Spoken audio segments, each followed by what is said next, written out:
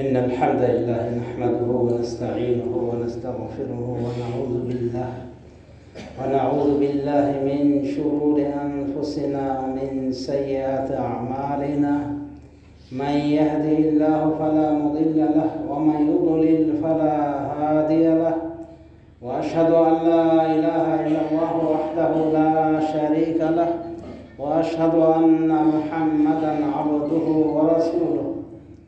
أما بعد، فإن خير الحديث كتاب الله، وخير الهدي هدي محمد صلى الله عليه وسلم، وشر الأمور محدثاتها، وكل محدثة بدعة، وكل بدعة ضلالة، وكل ضلالة في النار. ثم أما بعد، فقد قال تعالى في قرآنه الكريم مخاطبا لنبيه عليه الصلاة والسلام: واعبد ربك حتى يأتيك اليقين. وقال الرسول صلى الله عليه وسلم: قل آمنت بالله ثم استقم. وبعد، فيا أيها المؤمنون، اتقوا الله عز وجل، اتقوه في السر والعلن وفي الخلوة والجلوة، فإنها خير زاد للمعاد. وفقنا الله جميعا للتزود بتقاه والعمل بكتابه وسنة نبيه محمد صلى الله عليه وسلم. وبعد، موضوع اليوم، موضوع الخطبة: ماذا بعد رمضان؟ علينا أن نتقي الله عز وجل، فالتقوى في كل مكان وفي كل حين وآن. فقد قال تعالى: ولقد وصينا الذين أوتوا الكتاب من قبلكم وإياكم أن اتقوا الله. فلنتقي الله عز وجل، وأيضا علينا الاستمرار على الطاعة والاستقامة عليها، وفقنا الله جميعا. وأيضا الست من شوال، صيام الست من شوال. ففي الحديث قال الرسول صلى الله عليه وسلم: من صام رمضان ثم أتبعه 6 من شوال كان كصيام الدهر. وفي رواية: فكأنما صام الدهر كله. وفقنا الله جميعا للعمل إلى ذلك، آمين। সমাজে শুধু রমাদানের পরে আমাদের করণীয় কি? রমাদানের পরে আমাদের করণীয় হলো যে আমরা আল্লাহ রাব্বুল আলামিনের নির্দেশিত ইবাদত বন্দেগী করে যাব। ইস্তেমরারিয়া, ইস্তেকামা, আল্লাহর পথে স্থির থাকব। আর আপ ডাউন করা লোকগুলি হয়তো আবার চলে যাবে সেদিকে, কিন্তু এটা অত্যন্ত জঘন্য আচরণ। এই আচরণের কারণে কোনো সাহাবী, আব্দুল্লাহ নামটা প্রথম আছে আব্দুল্লাহ, এবং অন্য একটা নাম আছে, যাই হোক, আব্দুল্লাহ ইবনে মাসউদ না, ইবনে আব্বাস না, আরেকজন সাহাবী, ওনার থেকে একটা বর্ণনা হিসেবে উনি বলেন যে ব্যক্তি রমাদানে রোজা রাখে, নামাজ পড়ে আর নিয়াত রাখে যে যেই রমাদান পার হবে সে আবার আগের মতো চলে যাবে, শয়তানের পথে চলে যাবে। ফাহুয়া মারদুদুন আলাইহি, রমাদানুহু মারদুদুন আলাইহি মান নাওয়া ওয়া আতাযামা أن بعد رمضان هو ينسلخ كما كان منسلخا قبل رمضان، فرمضانه مردود عليه لأن في نية نفاقا। ওর অন্তরে কপটতা ছিল, আগেই সে কপট ছিল। সে নিয়ত করেছিল যে রমাদানে শুধু রোজা রাখবে, নামাজ পড়বে, রমাদান চলে যাবে আবার সে বেনামাজি, আগের মতো বেনামাজির হাড্ডি হয়ে চলবে। এগুলোর রমাদান কবুল হয় না।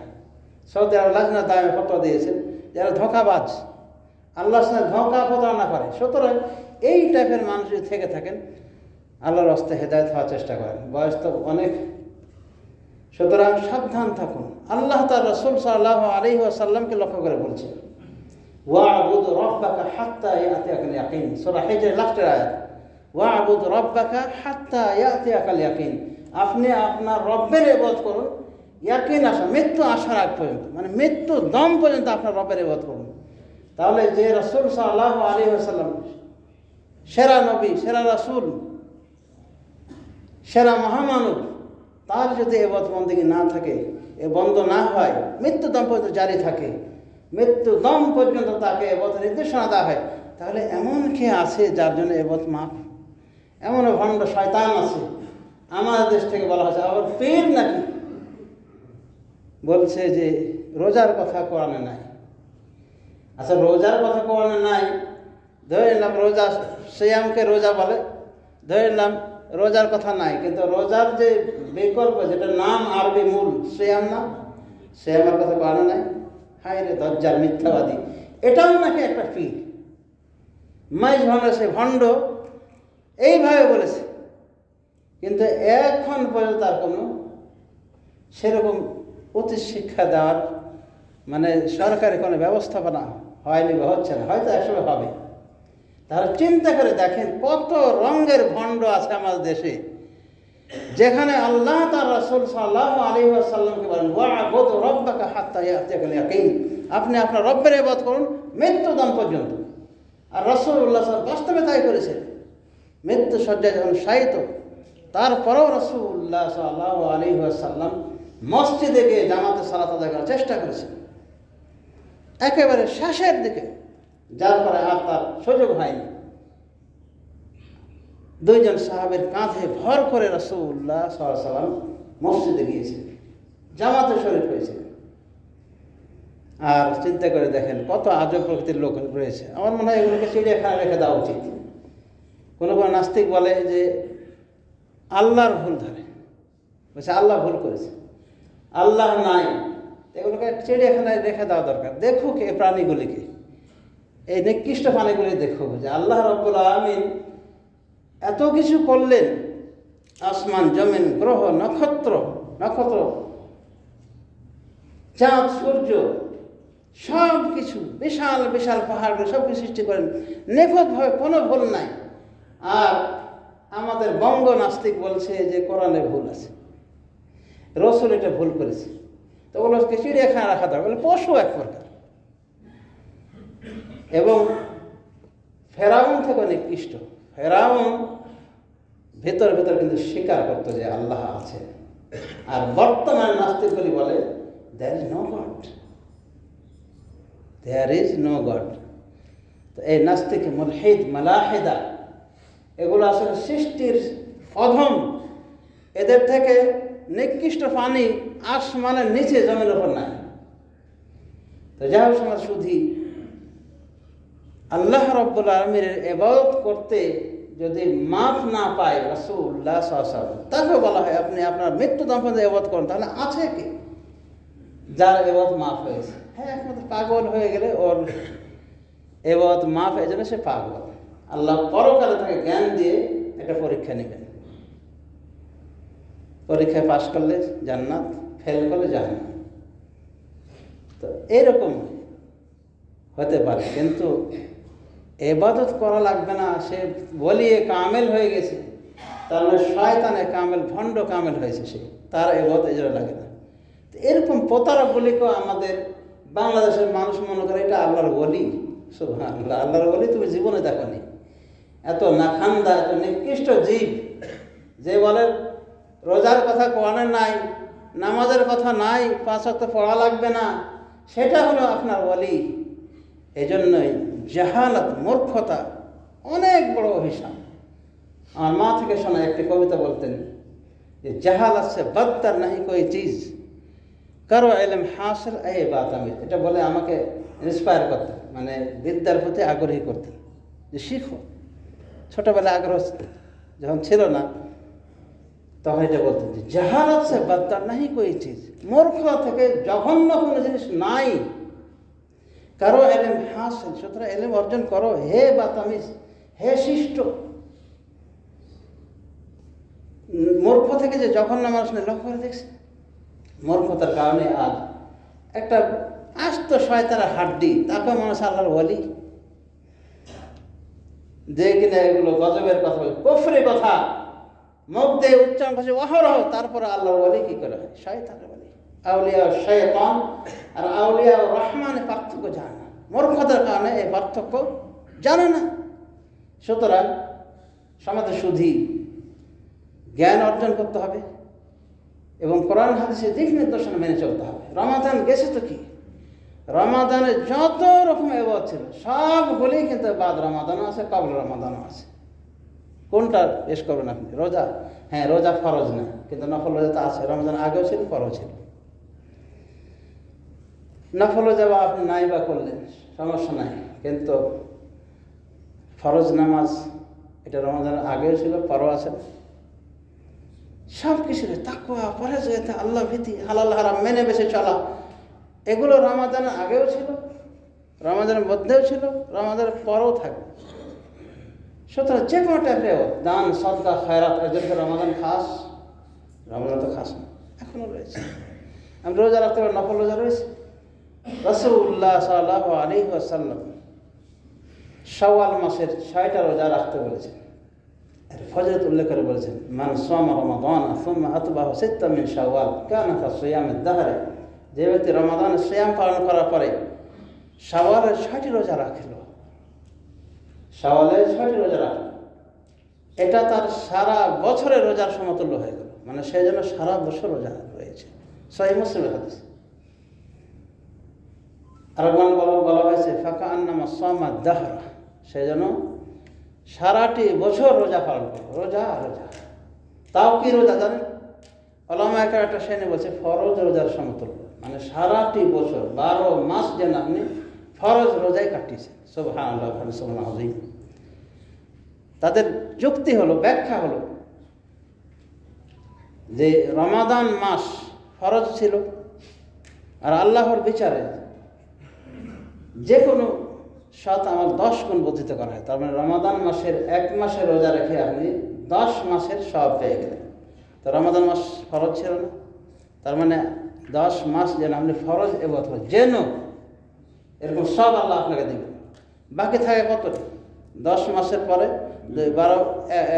1 বছর পড়তে বাকি থাকে 2 মাস। এই 2 মাসকে কভার করবে শাওয়াল মাসের 6টি রোজা। এর একটা হিসাব আছে, এমনকি রাসূলুল্লাহ সাল্লাল্লাহু আলাইহি ওয়াসাল্লাম হিসাব করে দেখিয়েছেন, রমাদান বে10 আর সিয়াম সিত্ত মিন শাওয়াল বে শাহরাইন। রমাদান 10 মাসের সমপরিমাণ, মানে 10 মাসের সিয়ামের সমপরিমাণ, আর শাওয়াল মাসের 6টি রোজা 2 মাসের সমপরিমাণ। এটা একটা গাণিতিক হিসেবে মিলাই দেখেন।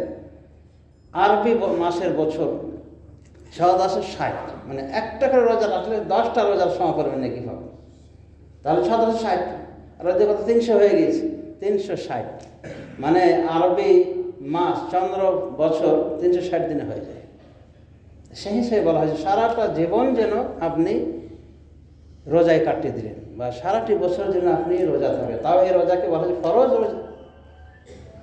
যদি এই কায়দায় রাখতে পারেন তো যা হোক আমাদের শুধু রমাদান চলে গেল, অনেক কিছু আমাদের রয়েছে ইবাদত বন্দেগী হিসেবে, তো এগুলো আমরা করতে পারি। মুমিন মুত্তাকি যারা করতেই পারে, আর যারা বর্ণচরা মুসলিম সিজনাল বার্ড, তাদের অবস্থা তো বুঝতেই পেরেছে যে ওরা কোন জাতে, ওদের ইসলাম নিয়েও বিতর্ক, ওদের রমাদানের রোজা নিয়েও বিতর্ক।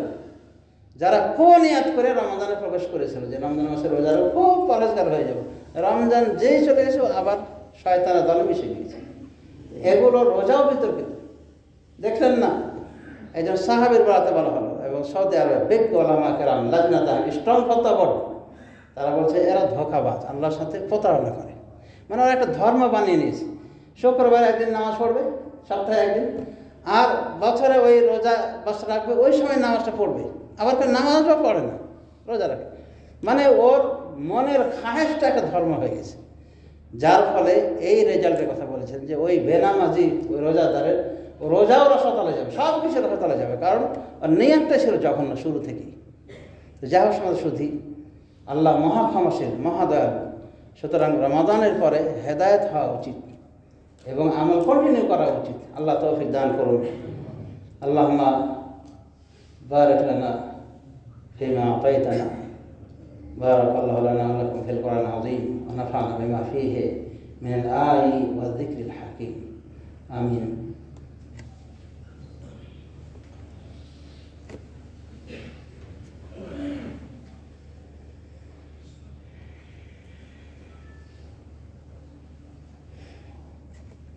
আলহামদুলিল্লাহ রাব্বিল আলামিন ওয়া সাল্লাতু ওয়া সালামু আলা নাবিয়িনা মুহাম্মদ ওয়া আলা আলিহি ওয়া সাহবিহি আজমাইন ওয়া তাবিঈনা লাহুম বিইহসান ইলা ইয়াউমিদ্দিন। সরাসরি আমরা এমন একজন রাসূলের উম্মত যিনি কিনা সারা পৃথিবীর বুকে সেরা মুত্তাকি ছিলেন। সেরা মুত্তাকি মানে আল্লাহ ভীরু, আল্লাহকে সব থেকে ভয় করতেন এবং আল্লাহকে সব থেকে বেশি জানতেন। তারপর তিনি এত ইবাদতবন্দি করতেন। মা আয়েশা বর্ণনা হয়েছে বুখারীর হাদিস, রাসূলুল্লাহ সাল্লাল্লাহু আলাইহি সাল্লাম তাহাজ্জুদ নামাজ পড়তে গিয়ে তার দুটো পা ফুলে যেত। এত দীর্ঘক্ষণ দাঁড়িয়ে তাহাজ্জুদ নামাজ সালাত আদায় করতেন। এক সময় মা আয়েশা রাদিয়াল্লাহু আনহা বললেন, ইয়া রাসূলুল্লাহ, আপনি এত সাধ্য সাধনা করছেন, ওয়াকাদ গাফারাল্লাহু লাকা মা তাকাদ্দামা মিন যামবিকা ওয়া মা তাআখার, আপনি এত সাধনা সাধনা করছেন, আচ্ছা আপনি একজন নবী, আপনার আগের গুনাহ পরের গুনাহ সব আল্লাহ মাফ করে দিয়েছেন, মানে কোনো গুনাহই নাই আপনার, তারপর আপনি এত কষ্ট করছেন, এত সাধনা সাধনা করছেন, মানে পাগুলো ফুলে যাচ্ছে দীর্ঘক্ষণ দাঁড়িয়ে থাকার কারণে, ওই পায়ে রস নেমে যাচ্ছে শরীরে। উত্তর কি বলেছে লক্ষ্য করে দেখেন, আফালা ইয়া আয়েশা আফালা আকুনু আবদান শাকুরা, আমি কি আল্লাহর শুকরগুজার বান্দা হব না? তার মানে আল্লাহর শুকরিয়া স্বরূপ, আল্লাহর নিয়ামতের শুকরিয়া স্বরূপ রাসূলুল্লাহ সাল্লাল্লাহু আলাইহি ওয়াসাল্লাম এরকম সাধ্য সাধনা করতেন। আমরা সেই তুলনায় কোথায়? কিন্তু বেদাতির হাড্ডি, মানে নতুন নতুন একটা কিছু করেই মানে পরিতুষ্ট। জিকির মালায় ফাল পাড়া জিকির, লাফিয়ে সামিয়ানার উপর উঠে যাচ্ছে। এই বাদরামে জিকির করে মনে করি যে আমরা আল্লাহকে খুশি করতে পেরেছি, এটাই হলো বেশি আমাদের ভালো ফলপ্রসূ তরিকা। ঢাক ঢোল বাজে গান গায়, নারী পুরুষ একসাথে হয়ে জিকির করে, কলকি খেয়ে আবার ভাঙ গাঁজা খেয়ে, এগুলো কি ধর্ম? এগুলো শয়তান মানুষকে কি করেছে? গোমরাহ করেছে। কিন্তু এই এক শ্রেণী ভণ্ড প্রতারকদের কি মনে করা হয় যে এরা আল্লাহর ওলি, এরা হলো মানুষের পথ প্রদর্শক, এরা মানুষের পথ প্রদর্শক। নাউযুবিল্লাহ, অবস্থা খুবই খারাপ। সুতরাং হেদায়েতের পথে পরিচালিত হতে হবে। আল্লাহর কাছে হেদায়েতের যেমন 5 ওয়াক্ত সালাতে দোয়া করি, ইহদিনাস সিরাতাল মুস্তাকিম বলে, ঠিক সে অনুযায়ী কাজ করতে হবে, কোরআন সুন্নাহর উপরে আমল করতে হবে। শিরক করা যাবে না, বেদাত করা যাবে না। এই দুটি হলো জাহান্নামে যাওয়ার বাহন। আর রাসূলুল্লাহ সাল্লাল্লাহু আলাইহি ওয়াসাল্লাম যা নির্দেশ করেছেন, আল্লাহ সর্বোপরি আল্লাহ যা নির্দেশ করে সেগুলো মানতে হবে। যেগুলো থেকে নিষেধ করা হয়েছে সেগুলো থেকে আমাদের বিরত থাকতে হবে। এবং আল্লাহর নিয়ামতের সাথে কুফরি করা যাবে না। রাসূলুল্লাহ সাল্লাল্লাহু আলাইহি ওয়াসাল্লাম তিনি বেগুনাহ হওয়ার পরও এত ইবাদতবন্দি করতেন, সেই হিসেবে আমাদের ইবাদত করা উচিত নয় না? এমন কেউ আল্লাহ রাসূলের উপরে চলে গিয়েছে যে তার ইবাদত মাপ, তার মুরিদদের ইবাদত মাপ, ওয়াল-ইয়াযু বিল্লাহ। শুধু আল্লাহর নিয়ামত আমাদের সমস্ত শরীরে এত অধিক রয়েছে, শুধু আমাদের বডির দিকে যদি আমরা খেয়াল করি তাহলে গনে পারব না। এবার লক্ষ্য করে দেখেন, আল্লাহ রাব্বুল আমিন আমাদের উপরে আমাদের নিজেদের থেকেও বেশি দয়ালু। আল্লাহ যদি বলতেন, বান্দারে তোর হৃদয়টা চালানোর দায়িত্ব তুই নিজে নে, শ্বাস প্রশ্বাসের দায়িত্ব তুই নিজে নে, কতদিন বাঁচতাম? কখন মরে পড়ে থাকতাম। কিন্তু আমি ঘুমিয়ে গেছি, আল্লাহ আমাদের হৃদয় যন্ত্র চালানোর দায়িত্ব নিয়েছে। ঘড়ির কাছে আমার টক টক টক টক করে চলতে আছে। হৃদয়ের এই চলা থেমে গেলে, মুহূর্তের জন্য থেমে যাওয়া মানে আপনার মৃত্যু নিশ্চিত। আল্লাহ আমাদেরকে মরতে দেন না, আল্লাহ আমাদেরকে বাঁচেন। কত দয়া করেছেন, তার কত নিয়ামত রয়েছে আমাদের উপর। আল্লাহ বলছেন, ওয়া আতাকুম মিন কুল্লি মা সাআলতুমুহু, আল্লাহ তোমাদেরকে দিয়েছেন সমস্ত কিছু যা তোমরা চেয়েছো। আমরা চাইতে যাই না, কিন্তু আল্লাহ জানেন যে আমাদের এগুলো প্রয়োজন। তাই আল্লাহ রাব্বুল আলামিন দয়া করে আমাদেরকে ওগুলো দিয়ে দিয়েছে। এই বাতাস, অক্সিজেন, এগুলো আল্লাহ আমাদের ফ্রি করে দিয়েছে। যদি মানুষের আবেদন কত দেখতেন, মানুষ এত বখিল বা এতটাই জালেম যে দেখতেন যে এগুলো বন্ধ করে আপনি মেরে ফেলার ব্যবস্থা করতেন, কিন্তু আল্লাহ ফ্রি করেছে। তো কোন নিয়ামতের আপনি মিথ্যা প্রতিপন্ন করবেন? ভাবে আইয়া আলা রাব্বিকুমা তুকাযযিবান। সুতরাং আল্লাহর নিয়ামতের শুকরিয়া জ্ঞাপন করা উচিত। ওই বেনামাজির হাড্ডিগুলো এগুলো কিন্তু আল্লাহর চরম নাশকর বান্দা। খাঁটি বেনামাজি যারা একবার খাঁটি কাফের। তো যা হোক সমাজ শুধু আল্লাহর ইবাদতবন্দি করি, রমাদান গেছে তো কি আল্লাহর শুকরিয়া জ্ঞাপনের অর্থে আমাদের ইবাদতবন্দি করতে হবে। সব কিছুই নজির রয়েছে, সব কিছু আমরা রমাদানের পরও করতে পারি যদি আমরা চাই। সেটা তো বললামই, আল্লাহ রাব্বুল আলামিন আমাদেরকে আল্লাহর ইবাদত স্থির থাকার তৌফিক দান করেন। যারা ইবাদত স্থির থাকে তাদের কিন্তু ভালো মরণের সুযোগ হয়। আর যারা আপ ডাউন করে, এই ইবাদত আছে এই নেই, 4 ওয়াক্ত পড়লো 1 ওয়াক্ত ছাড়লো, 3 ওয়াক্ত পড়লো 2 ওয়াক্ত ছাড়লো, বা 1 ওয়াক্ত পড়লো 4 ওয়াক্ত ছেড়ে দিয়েছে, এগুলো আপ ডাউন করা লোক না। এগুলো দেখবেন ভাগ্যের ব্যাপার। এমনও পরিণত হতে পারে যে বেনামাজি অবস্থায় মারা গিয়েছে, কিন্তু যে স্থির থাকে তার সর্বাবস্থায় ভালো মরণ হয়ে থাকে। ফজরের পরে যদি মারা যায়, ফজরের তার আগের ইবাদত হলো ফজরের সালাত। এইভাবে স্থির থাকলে আল্লাহ রাব্বুল আলামিন ওদেরকে রহমতের ফেরেশতা দিয়ে আচ্ছাদন করে রাখে এবং তাদেরকে রিসিপশনে যায়, মৃত্যুর সময় তাদেরকে রহমতের ফেরেশতা রিসিপশন করে এবং জান্নাতের শুভ সংবাদ দেয়। কিন্তু আপ ডাউন করলে এই শুভ সংবাদ কপালে নাও জুটতে পারে। তাই ইবাদতে স্থিরতা অবলম্বন একটা জরুরি বিষয়, এবং যারা সৌভাগ্যবান তারাই আল্লাহর ইবাদতে স্থির থাকে। আল্লাহ রাব্বুল আলামিন আমাদেরকে সবাইকে সিরাতুল মুস্তাকিমে পরিচালিত করুন এবং শয়তানের পদাঙ্ক অনুসরণ থেকে বিরত রাখুন। আমিন। আল্লাহুম্মা আইজিল ইসলাম ওয়াল মুসলিমিন ওয়া আযিল্লা শিরকা ওয়াল মুশরিকিন। আল্লাহুম্মা ইগফির লিজামিল মুসলিমিনা ওয়াল মুসলিমাত ওয়াল মুমিনিনা ওয়াল মুমিনাত মিনহুম আল আহইয়া ওয়াল আমওয়াত ইন্নাকা সামিউন করিবুম মুজিবুদ দাওয়াত বিরহমাতিকা ইয়া আরহামার রাহিমিন।